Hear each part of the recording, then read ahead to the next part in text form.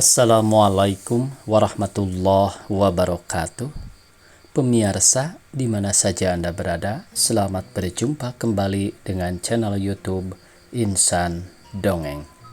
Pada malam ini saya Bang Elgi akan melanjutkan Dongeng Indonesia Hikayat Bayan Budiman bagian ke-9.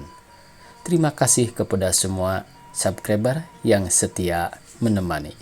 Selamat mendengarkan. Maka raja pun keluarlah kembali ke penghadapan itu. Menteri Hulu Balang dan Perhad pun ada hadir menghadap. Maka titah raja kepada Perhad, "Apa halmu ini?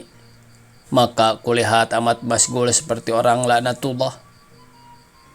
Maka sembah Perhad, "Patik hamba yang hina, ya tuanku Syah Alam, ada sakit tubuh patik." "Hei Perhad, tiada kau ini berahikan seri. Pikirku itulah sebabnya dimurkai Allah subhanahu wa ta'ala." Maka Perhad pun berdiam dirinya, suatu pun tiada apa katanya, sekadar ia menyembah juga. "Hei Perhad, segeralah engkau tobat, jikalau tiada niscaya aku bunuh," kata raja. Maka Perhad pun tobatlah. Antara beberapa hari selangnya, maka Perhad pun disuruh raja menulis di dalam istana itu. Terlalu amat baik tulisannya. Maka ditulisnya pula 2 orang rupa manusia, seorang perempuan dan seorang laki-laki. Adapun yang laki-laki itu seperti rupanya ia sendiri, dan yang perempuan itu seperti rupa Sri juga. Setelah sudah tulisannya itu, maka raja pun datanglah melihat tulisannya itu. Maka apabila dilihat oleh raja, rupanya kedua mereka itu ada tertulis. Maka disuruh raja panggil kadi. Setelah kadi datang, maka raja pun bertitah akan segala pekerjaan Perhad itu, semuanya dikatakan pada kadi itu. "Ya tuanku, tiada harus dibunuh pada hukum Allah subhanahu wa ta'ala, karena ia tiada bertemu." "Ampun tuanku, beribu-ribu ampun," kata kadi kepada sang raja. Maka titah raja suruh panggil Perhad. Perhad pun datanglah menghadap. "Hei Perhad, kehendakku tobatlah engkau, janganlah lagi engkau berbuat demikian itu." Sembah Perhad, "Ya tuanku, tiadalah patik tertahani hawa nafsu segala wujud patik ini, melainkan patik harapkan ampun duli Syah Alam juga. Jikalau kamu hendakkan seri itu, pergilah engkau, tangkapkan aku harimau seekor." Perhad pun menyembah Alhamdulillahirabbil alamin. Lalu ia pulang ke rumahnya, mendapatkan istrinya berpeluk bercium. Maka lalu ia mengambil sebilah pedangnya, turun berjalan menuju ke dalam hutan, pergi mencari harimau. Maka pada suatu hari Perhad pun bertemulah dengan seorang orang tua. Kata orang tua itu, "Hendaklah kemanakah anakku ini?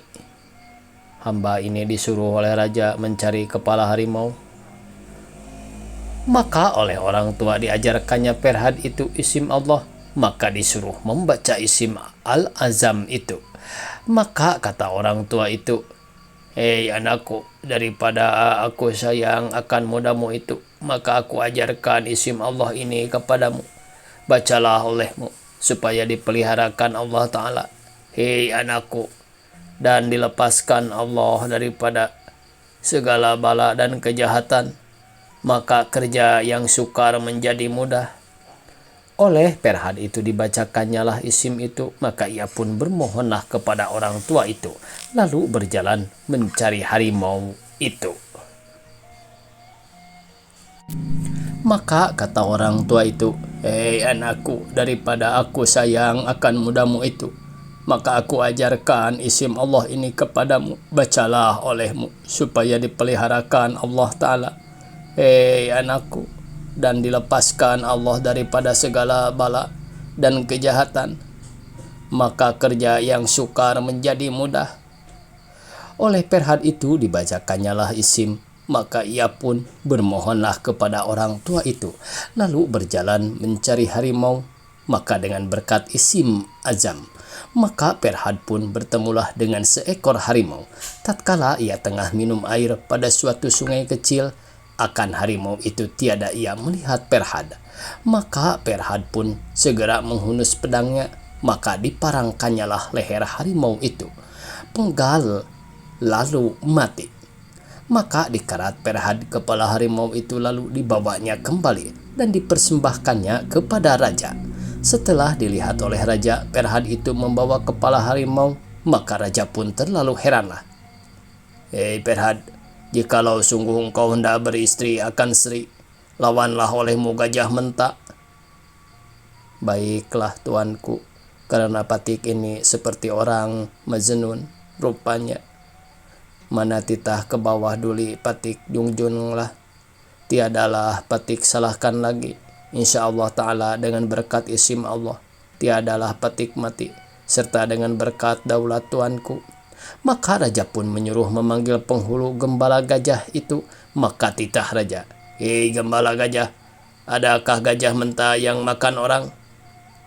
"Ada tuanku," sembah gembala gajah.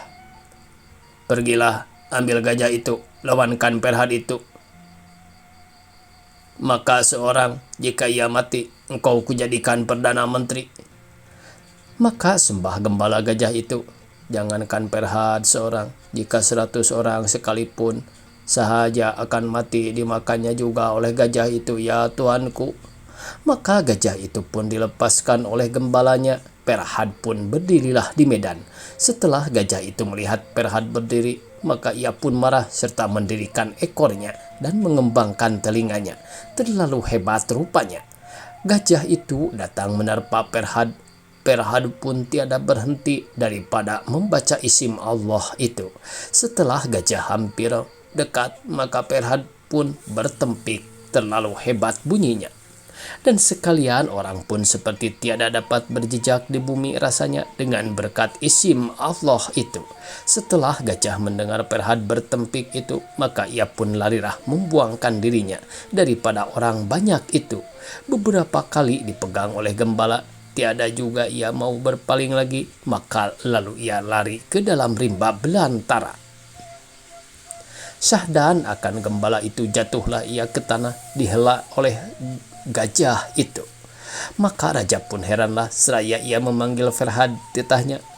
"Betapa perimu, hei Perhad, maka gajah itu takut akan dikau." "Ya tuanku Syah Alam, ada suatu isim Allah kepada Patik, maka dengan berkat isim Allah itu, Patik dipeliharakan Allah daripada kejahatan itu." "Hei Perhad, marilah ku coba." Maka sembah Perhad kepada raja, "Baiklah tuanku, yang mana titah tuanku Patik jungjunglah." Maka disuruh raja panggil hulu balang 2 orang tua yang bernama laki-laki pahlawan. Maka hulu balang itu pun datang memegang senjata, seorang memegang tombak dan seorang memegang pedang. Disuruh raja itu tikam akan Perhad, maka ditikam oleh hulu balang. Akan Perhad itu bergerak pun tiada. Ia duduk membaca isim Allah, tiada kabarkan apa-apa lagi. Maka ditikam oleh hulu balang itu dari belakangnya terus ke hadapan, serta dicabut lembing itu, suatu pun tiada bekasnya luka itu. Kemudian maka disuruh raja tetap pula demikian juga dengan berkat isim Allah itu. Setelah dilihat oleh raja Perhad itu dipeliharakan Allah Subhanahu wa Ta'ala, maka disuruh raja pasungkan pula. "Hei Perhad, jika tiada kamu tobat, tiadalah kamu lepaskan daripada pasungan itu." Setelah beberapa lamanya Perhad di dalam penjara, maka dilihat oleh hamba raja Perhad itu menulis kayu anduhan, berbagai-bagai rupa tulisannya, dan akan rupa Sri dengan rupa dia sendiri itu ditulisnya pada pohon kayu anduhan itu. Maka disembahkan oranglah kepada raja seperti yang dilihatnya. Maka Baginda pun terlalulah murka akan Perhad. Disuruh Baginda masukkan ke dalam telaga. Telaga itu disuruh tutup atasnya dengan beberapa kayu dan batu. Adapun akan Ferhad, tatkala dimasukkan orang ke dalam telaga itu, ada ia membawa pahat dan tukul besi. Oleh Ferhad itu diperbuatnya suatu rumah di dalam telaga itu. Adapun dalam rumah itu ditulisnya 2 buah patung Ferhad dengan Sri. Setelah sudah, maka dikoreknya tanah itu terus ke atas, lalu ia keluar pergi ke rumah seorang perempuan tua. Maka duduklah Ferhad di rumah orang tua itu dengan sempurna. Berkat isim Allah itu, lepaslah ia daripada kejahatan. Kemudian beberapa lamanya, maka disuruh baginda lihati Ferhad di dalam telaga itu. Dilihat oranglah Ferhad tiada lagi dalam telaga itu, dan ada sebuah rumah kecil berisi gambar Sri dengan Ferhad. Maka disembahkan oranglah kepada raja. Maka baginda pun heranlah melihat kelakuan Ferhad itu. Disuruh baginda cari berikut lubang itu kemana-mana perginya. Maka dicari oranglah ke sana kemari, lalu bertemu dengan Ferhad di rumah orang tua itu. Maka lalu ditangkap orang, dibawa menghadap raja. Hei Ferhad, kuampunilah dosamu ini. Akan sekarang ada sebuah bukit 3 hari perjalanan jauhnya bukit itu dari negeri ini. Pergilah, belah olehmu bukit itu, airnya lelehkan kemari, supaya Sri kuberikan kamu. Maka Ferhad pun sujud kepada baginda, lalu ia pergi berjalan menuju bukit itu. Setelah sampai ke bukit itu, maka dilihatnya di atas bukit itu banyak batu yang besar-besar. Maka Ferhad pun membaca isim Allah itu, maka segala batu itu pun belah-belah dengan berkat isim Allah. Dengan mudahnya juga datanglah kepada ketiga harinya, maka air sungai bukit itu pun mengalirlah sampai ke hendak raja. Maka dipersembahkan oranglah kepada raja. Raja pun terlalu heranlah seraya berpikir, jikalau sudah sama air itu ke dalam negeri ini, niscaya Sri itu kuberikan dia. Akan tetapi jikalau lulus kehendakku bahwa aku lenyapkan juga Ferhad itu dari dalam dunia ini. Maka baginda pun menyuruh memanggil seorang orang tua perempuan. Setelah datang orang tua perempuan itu, maka titah baginda, hei perempuan tua, dapatkah engkau membunuh Ferhad itu? Jangan dengan senjata dan jangan dengan racun, melainkan dengan tipumu juga, supaya aku jangan dikata orang aku lalim. Maka sembah orang tua itu, baiklah tuanku, di atas batu kepala patiklah mengerjakan titah Syah Alam itu. Maka perempuan itu pun kembalilah ke rumahnya, lalu membuat makanan yang baik-baik. Maka dibawanya kepada tempat Ferhad bekerja. Setelah datanglah ke tempat Ferhad itu, maka duduklah ia kepada suatu tempat batu di tepi sungai bersaji makanan. Ferhad pun melihat kelakuan perempuan itu. Kata Ferhad, hei ibuku, dari mana datang ibuku ini? Apakah pekerjaan ibuku ini? Kata perempuan itu kepada Ferhad, hamba menumpang datang kemari. Maksud hamba hendak kenduri akan anak hamba yang telah mati 3 hari sudah lamanya. Marilah tuan hamba, karena lamalah sudah hamba hendak bertemu dengan tuan hamba. Maka Ferhad pun datanglah makan sedikit juga. Setelah sudah lalu ia minum. Maka ia pun bertanya kepada orang tua perempuan itu. Demikian katanya, hei ibuku, dari mana ibuku datang? Maka sahut perempuan tua itu, hamba datang dari dalam negeri ini juga, karena orang di dalam istana raja daripada sangat percintaan, maka hamba datang kemari. Hei ibuku, adakah ibuku mengenal Sri yang jadi gundi raja itu? Apabila orang tua itu mendengar kata Ferhad, maka ia pun meratap seraya mengguling-gulingkan dirinya, serta menumbuhkan dadanya dan menampar-namparkan kepalanya. Hei ibuku, apakah sebabnya ibu menangis? Maka kata orang tua itu, hei anakku, hambalah yang menyusukan Sri dan memeliharakan dia daripada kecilnya hingga sampailah besarnya. Setelah hamba dengar tuan hamba menyebut nama Sri itu, terkejutlah rasanya hati hamba. tatkala ia lagi hidup. Ialah tempat hamba bernaung, dan ialah yang mengasihani hamba ini. Akan sekarang, di manakah dia dan bagaimana halnya Sri itu? Sahut Farhad. Bahwa Sri itu sudahlah ia mati 3 hari baharu lamanya. Inilah kendurinya yang Tuan makan. Itulah sebabnya maka hamba keluar dari dalam istana raja itu, karena ia sudah mati. Setelah Farhad mendengar kata orang tua itu, maka Farhad itu pun rebah pingsanlah. Tiada kabarkan dirinya, lalu ia matilah sekali. Setelah dilihat oleh perempuan tua itu Farhad sudah mati, maka ia pun segeralah kembali menghadap raja, mengatakan perihal Farhad itu sudah mati. Setelah raja mendengar kata orang tua itu, maka baginda pun menyuruhkan orang pergi melihat mayat Farhad. Maka apabila sampai orang itu dilihatnya, sungguhlah seperti kata perempuan itu. Orang yang kepercayaan raja itu pun pergilah kembali menghadap raja, dipersembahkannya sungguhlah mati Farhad itu. Maka raja pun terlalu sukacitanya. Apabila Sri melihat raja terlalu amat sukanya, maka Sri pun bertanya kepada seorang dayang-dayang.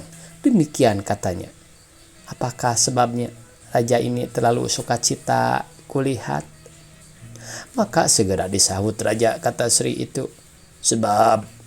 Sebab pun aku suka sangat ini, karena air yang dikerjakan Farhad itu telah hampirlah sudah. Maka baginda pun berangkat masuk ke dalam istana, tetapi Sri tiada juga sedap rasanya. Ia pun bertanya kepada segala dayang-dayang yang lain, maka sahut dayang-dayang itu, kepada hari ini Farhad sudah mati.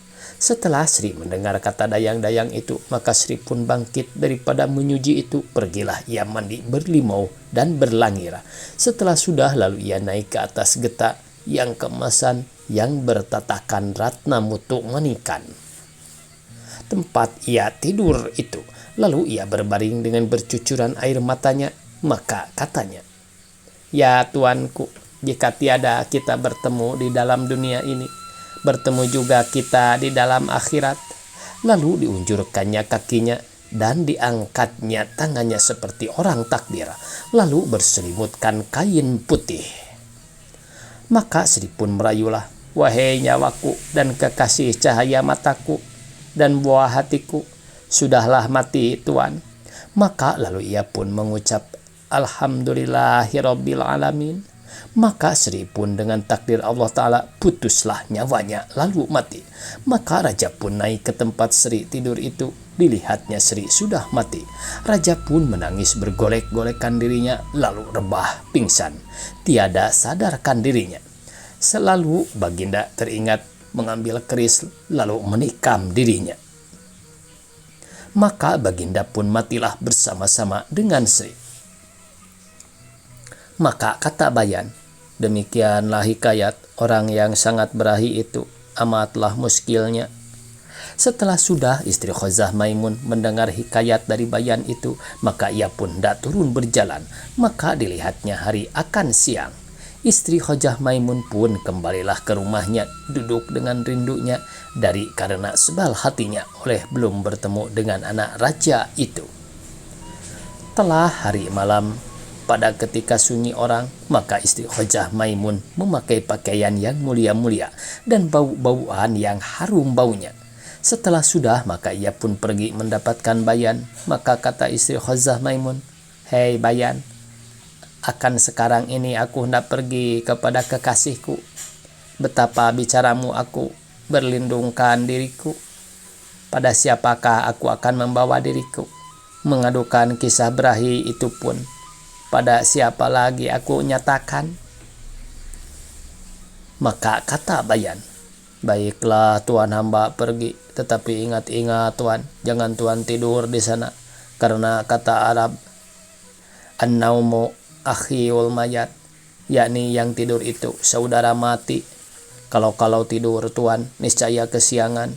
Siapa tahu karena suami Tuan lama pergi. Kalau ia datang kelak, didapatinya Tuan tiada di rumah, niscaya jahatlah nama Tuan. Jikalau mati pun dengan nama yang jahat disebut orang.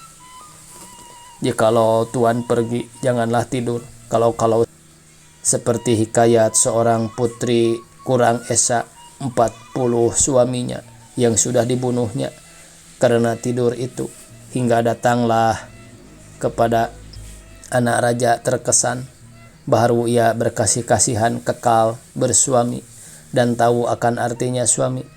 Sahdan akan anak raja yang terkesan itu berbanyak jaga daripada tidur, maka terpelihara ia daripada segala hal bahaya.